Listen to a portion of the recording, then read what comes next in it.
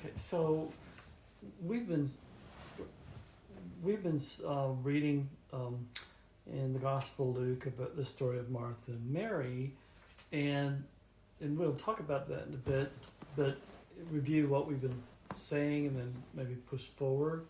But before talking about that story of Martha and Mary in the Gospel of Luke, we can go back and think about the bigger picture of what I'm trying to do here with you, our time together, because I know you've been wanting to get into the Scriptures, and I've been wanting to as well. And so I'm trying to think back, well, if I'm going to get into the Bible with somebody, you or anybody else, there's many ways to do it. I mean, we can start off on page 1, Genesis chapter 1, verse 1, and go all the way to the end, Revelation chapter 22, last verse. And that's going to take a long time, and we might get lost in the forest. You can't see the forest because of the trees.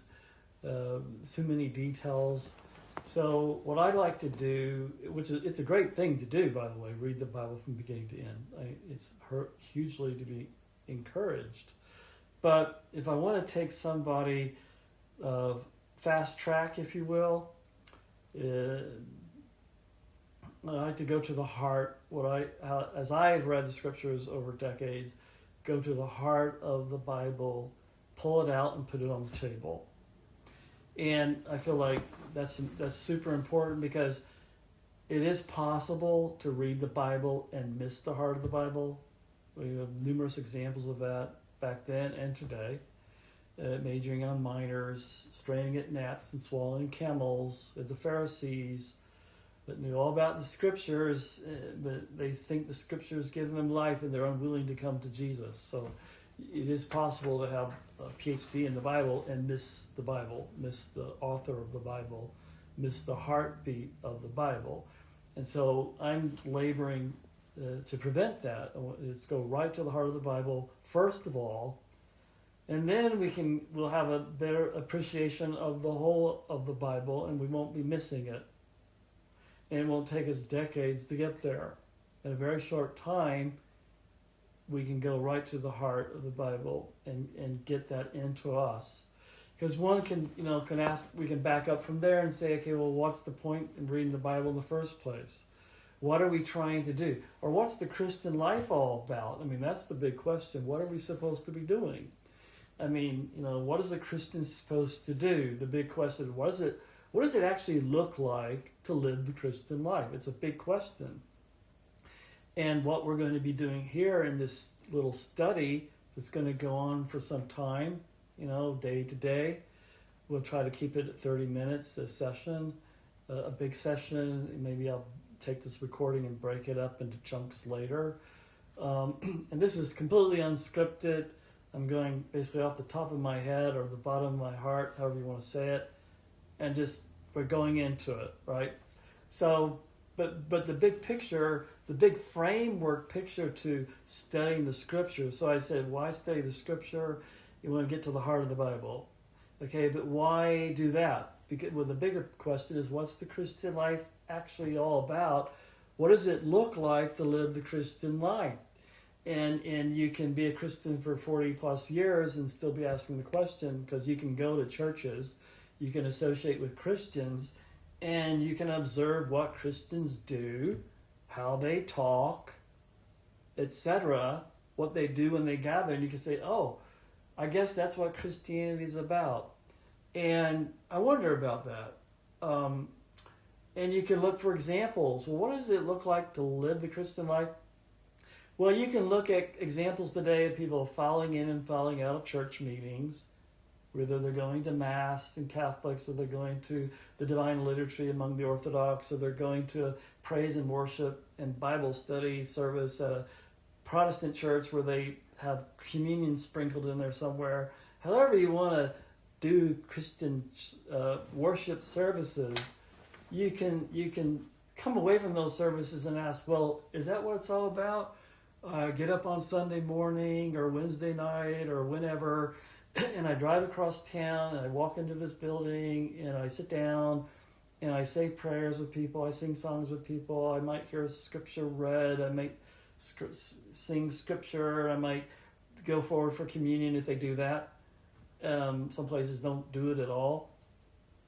Or whatever, and you're going to pray at the end, maybe talk to people, and then you go home and get, okay, that's my hour or 2 hours, 1 day a week.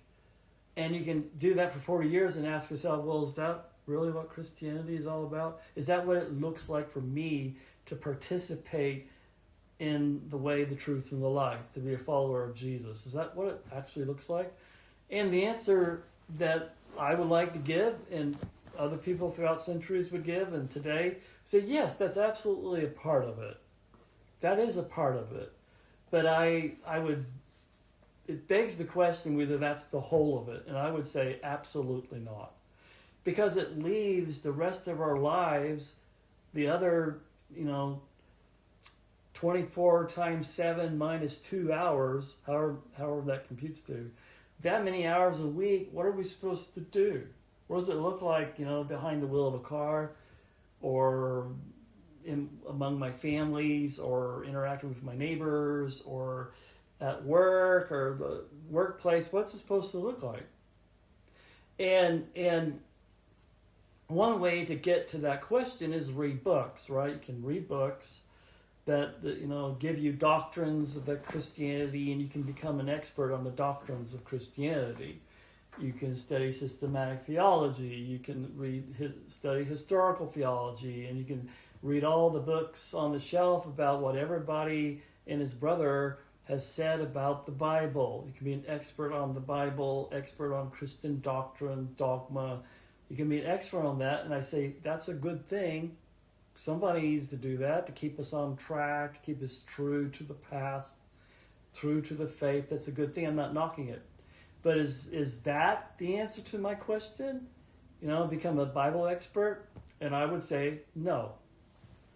I would say it's neither necessary nor sufficient. You can be a Bible expert and completely miss it. For example, no, I'm not going to say that. I was thinking of a world-renowned theologian, household word that people know, and his life was in shambles. I'm not going to mention his name, but I will mention the man.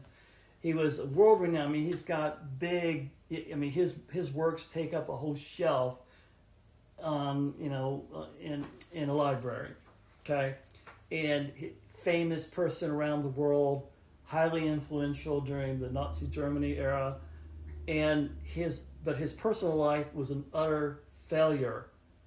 While he was married to one woman, he was actually had a mistress on the side. And he rationalized it and all that. And you can think, well, how is it possible for a man to be an expert, quote, theologian on the one hand, and his life to be a complete failure on the other? It's just an impossible thing. And some people would say in elementary logic courses, someone would raise their hand and file, that's an ad hominem. That's an ad hominem. That's an argument against the man, and you're not refuting what the man said. And I say, well, yeah, that works in elementary logic courses, but when it comes to the Bible, the answer is no, because scriptures like 1 John say, what does it mean to know the truth? It says, if we say we have fellowship with him, God who is light, and yet we walk in darkness, we lie, and we do not practice the truth. We not do the truth. So the truth, is, according to 1 John, is not something to be known intellectually. What does it really mean to know in the first place? And that begs the question: do you really know your theology if you're not living it? And 1 John would say you don't know it, because living the truth, knowing, is synonymous with knowing the truth. Because read the scripture. If we say we have fellowship but we walk in darkness, we are lying and we're not practicing the truth. We don't know the truth. We say we know him, but we don't practice the truth, then we really don't know him. What does it mean to really know something?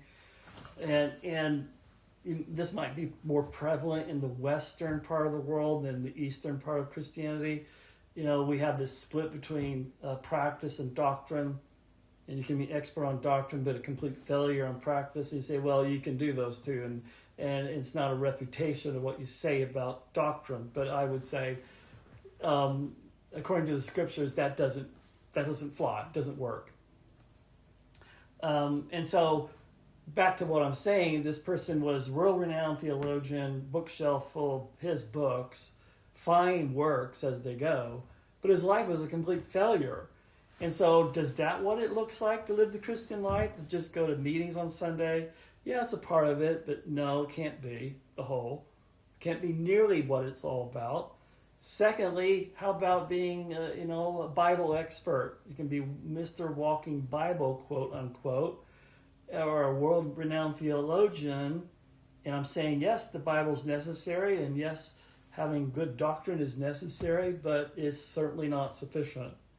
And I would go so far, it's not really necessary for the ordinary Jack and Jill in the pew. And I consider myself an ordinary Jack or Joe and John Doe, and do I really have to know all these things to live the Christian life? Is it so complicated? Is it rocket science? Is it particle physics? Is it brain surgery? And in order for me to live the authentic Christian life, I need to be, a brain surgeon, have multiple PhDs. And I'm saying, no, absolutely not. And so being those things is not necessary, and it's not sufficient either. Okay, so what else does